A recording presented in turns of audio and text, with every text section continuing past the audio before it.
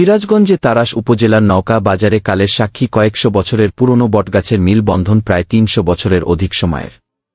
প্রজন্ম থেকে প্রজন্ম কালের সাক্ষী হয়ে এখনও দাঁড়িয়ে আছে রহস্যময় এই বটগাছটি। প্রায় ৫ থেকে ৬ একর জমির উপরে শাখা প্রশাখা ছড়িয়ে দর্শনার্থীদের দৃষ্টি আকর্ষণ করছে এই পুরাতন বটগাছটি। শুক্রবার সরজমিনে গিয়ে দেখা যায়, বট ও পাকুর মিলে বিশাল জায়গা জুড়ে কাল্পনিক এক দৃশ্যের সৃষ্টি হয়েছে। বটগাছের কাণ্ড থেকে কাণ্ড, শাখা থেকে প্রশাখা মাটিতে লুটে পড়ে আরেক বটগাছের জন্ম দিয়েছে। কাণ্ডগুলো দেখলে বোঝার উপায় নেই যে এটির মূল শাখা কোনটি। লতা থেকে মাটিতে পড়ে সৃষ্টি হয়েছে আরেকটি বটগাছ। এভাবে অনেকটা জায়গা জুড়ে এক অন্যরকম সৌন্দর্যে বিমোহিত হয়েছে স্থানটি।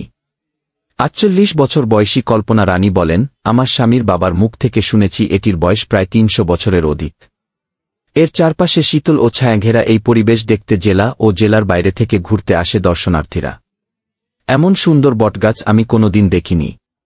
বিমল সাহা নামের এক শিক্ষার্থী জানান, আমরা প্রতিদিন এখানে এসে ক্রিকেট খেলি। এত পুরাতন একটি বটের গাছ দেখতে পেয়ে আমাদের খুব ভালো লাগে।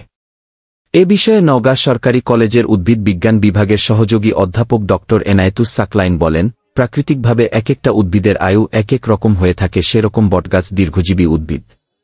বেশিরভাগ ক্ষেত্রে দেখা যায় কোনো জায়গায় ৫০০ বছর বা অধিক সময়ের বেশি বেঁচে থাকে। এই উদ্ভিদগুলোর অভিযোজন ক্ষমতা অনেক বেশি ও পরিবেশের সাথে এদের খাপ খাইয়ে নেওয়ার ক্ষমতাও বেশি। ফলে যে কোনো প্রতিকূল পরিবেশে এরা মোকাবিলা করতে সক্ষম।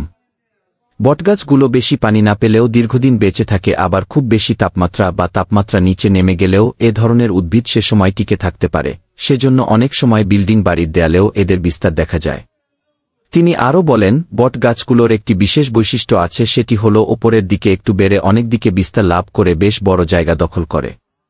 তখন এই উদ্ভিদগুলোর উপরের অংশের ভার বহন করার জন্য ঠেসমূল গঠন করে তারা।